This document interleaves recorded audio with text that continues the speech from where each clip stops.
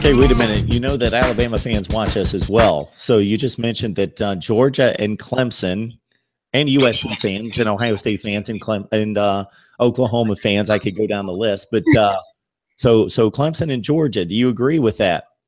I do agree with that. With what Dabo Swinney has done since the college football playoff and beating Alabama and almost beating Alabama the year before. Well, not almost, but competing against Alabama the year before. He has shown that Clemson is a team to be a force to be reckoned with, and the fact that he went into signing day yesterday not necessarily being able to nab Cade Mays because Clemson and Georgia were Cade Mays' final two teams. He went into Ohio and picked up, I believe his name is Carmen. Can't think of his first name, but he's the #1 offensive tackle in the country. Jackson Carman. Yes, sir, and just nabbed him from Ohio State. Really was a ballsy move, if I do say, and he's not afraid to go into enemy territory with Ohio State or anything like that, and he's not afraid to play against Alabama. And I think the fact that the college football playoff has turned this into, round 3 for Alabama and Clemson, it just gives Dabo another challenge. Everybody's thinking, Alabama's coming for vengeance and stuff like that, but Clemson's like, nah. I have one of the best defensive lines in the country, and we beat them last year, and I think they'll be able to do it again. But yeah, I have to completely agree. I think Georgia and Clemson are two programs on the rise. Not saying Ohio State or Alabama is going anywhere, especially with Urban Meyer and Nick Saban. But after yesterday and Kirby Smart flipping a hard Alabama commit and Dabo coming into Ohio and taking over, it's a new era, and I don't know that Nick Saban or Urban Meyer can really compete. I'm sure Ohio State fans and Alabama fans will rip into me for saying that, but yesterday was just kind of like a pick and pull for Alabama, for Georgia and Clemson, and so it's just going to be really interesting to see how the next 5 years play out. Savannah, you do understand that Ohio State had a higher ranked class than Clemson. I understand that, but Georgia came in and took Brenton Cox from them, and then the #1 offensive tackle coming in. I mean, Ohio State has an awesome, and then Florida, Dan Mullen came in and took Emory Jones, one of the top-rated quarterbacks in there. Ohio State has, I believe, 2 5-stars, and there's no telling how many 4-stars, and they have a great recruiting class as well. But the kids that Georgia and that Clemson pulled from them are key players that usually Ohio State and Alabama keep. And that's my main point, is that Clemson and Georgia are taking these players that Alabama and Ohio State usually keep and our ability to keep. And it doesn't really matter rankings-wise. It's quality of the player, because you can have 14, 15, even 24 stars and 2 5-stars. But if those 24 stars show up, I mean, that's just numbers-wise. And that's how they do the rankings, is based on points and other things like that. But when you look at Clemson and who they got, Trevor Lawrence, Xavier, is it Xavier Williams or is it Xavier Thomas, the #1 defensive end in the country, along with KJ Henry and then Jackson Carman. I mean, those 4 guys alone are 4 of the most talented kids in the entire country, and they're all going to a little podunk town of Clemson in South Carolina. So I think you're making a great point. I'm just kidding. I think no, you're good. Great point.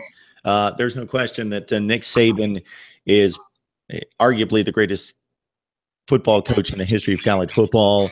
Urban Meyer's just a step behind with a couple less national championships. And last time I checked, I think he's the highest winning percentage in the history of college football. So, but it has to be considered that Nick Saban's coming into year 12 at Alabama. He is in his 60s. Urban Meyer has had health issues in the past. Hopefully he doesn't in the future, but he has in the past. And Dabo Swinney certainly challenged that in regards to his recruitment of Jackson Carman. Don't know if you caught that story, but it was mentioned by Jackson Carman in regards to Dabo Swinney making a comment about Urban Meyer being on the backside of his career. And that we have no idea of knowing that, but Urban Meyer did state in his news conference yesterday that he probably won't be coaching when he's 65. And 65 in this day and age isn't really that old, and Urban Meyer's in his mid-50s. So if he's already thinking 65, I'm not going to make it to 65, then who knows when he's thinking maybe he wins the next national championship and then he's done at Ohio State. I don't know what's going through the man's mind, but I think you do make a good point that, yeah, Urban Meyer and Nick Saban are not going away, and they'll have to be reckoned with. But Kirby Smart and Dabo Swinney, they just seem to be you can see it based on the moves that they're making in recruiting, based on obviously the performance on the field. Clemson over the last 3 years, and now Georgia, what they've done this year, and we'll see what they have over the next few weeks. That these two seem to be on the cutting edge of being the next two. And I would already put Clemson in the elite. Obviously, they won the national championship. But, yeah, I think it's an apt point that these could be the two dominant programs. It's not a stretch to believe that these could be the two dominant programs in college football over the next 4 to 5 years and maybe beyond that.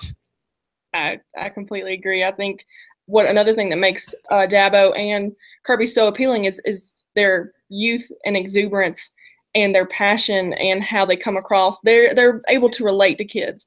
And Nick Saban, all he has to do is wear his national championship rings on his finger and, I'm Nick Saban, come play football for me, and even Urban Meyer too.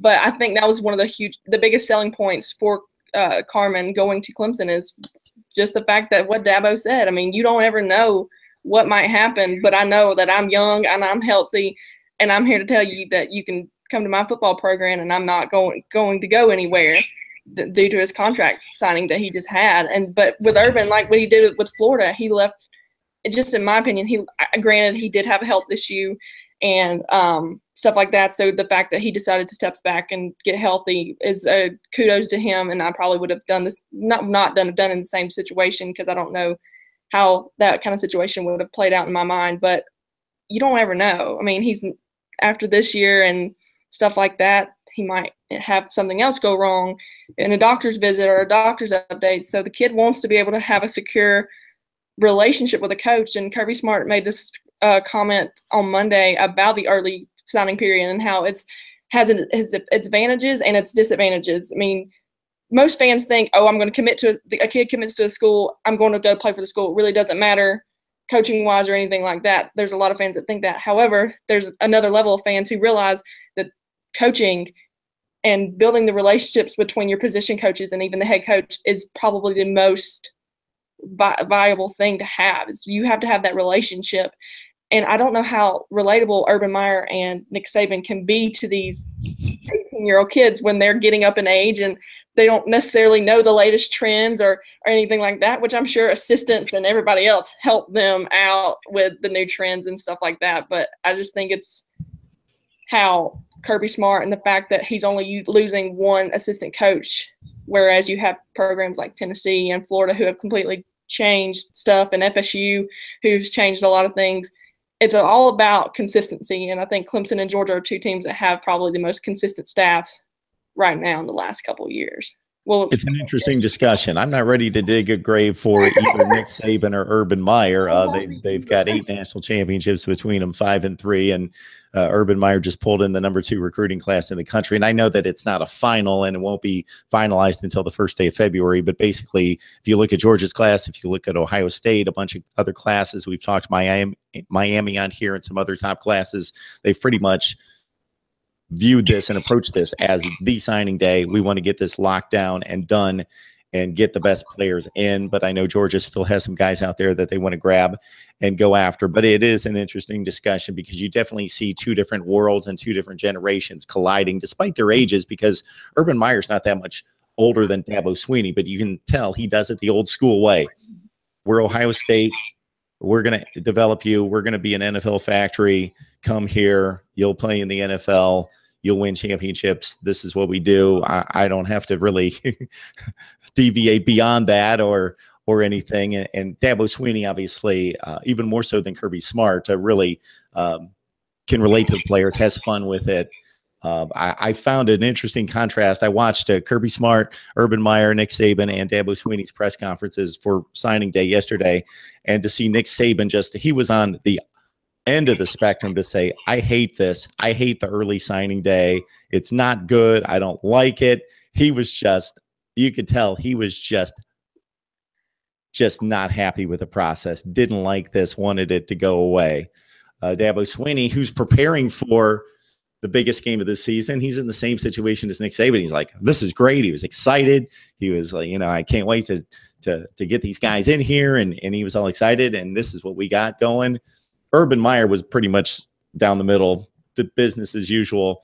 This is what we do. These are the pros. These are the cons. We just have to deal with it. This is what it's going to be. And then Kirby Smart, obviously, it was interesting because I haven't heard a whole lot of his news conferences, but I took in his entire news conference talking about his team and just being really excited. And the one you hear a lot of the top coaches say, well, we got everyone we wanted, and they dismiss that if they didn't get somebody, well, we didn't want them. We got the 22 guys we wanted, or the 18, or whatever the number. But Kirby Smart was very open about saying, yeah, we missed on some guys. There were some other guys that we wanted to get, but we didn't get them. That's what I love the most about Kirby Smart. He doesn't sugarcoat it. He doesn't want to fluff it up or anything, and he'll be completely honest with you.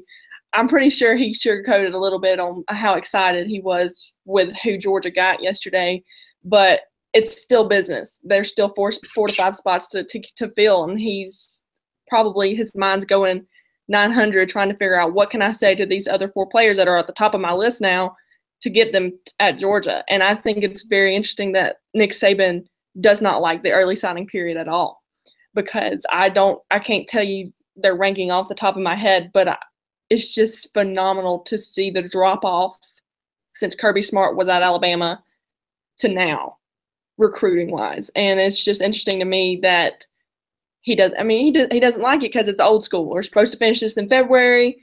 I need that extra, that after the dead period, the couple weeks in January where they get to talk to him. I need that time after my national championships and SEC championships to go in and sell to these kids. But here Georgia is, and I think Kirby Smart likes it. From the looks of it, he does. It's kind of hard to sit there and say that you don't like early signing period when you sign 20 kids in 2 days. What's funny about it, Savannah, is that Nick Saban, in not qualifying for the SEC championship game, he had an extra week to recruit.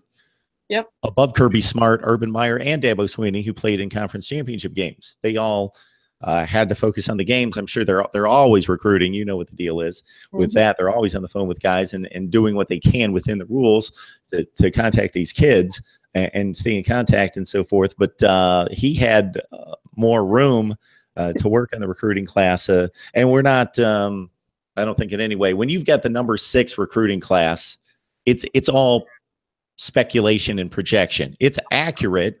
All you have to do is look at the recruiting rankings every year and look at the top 5 to 10. And those are the top 5 to 10 teams in the country almost all the time. So it's accurate overall, but I don't think anyone's shedding a tear outside of Tuscaloosa that Alabama is the 6th rated recruiting class. They could turn out to be the best recruiting class. They got to get on the field and show something.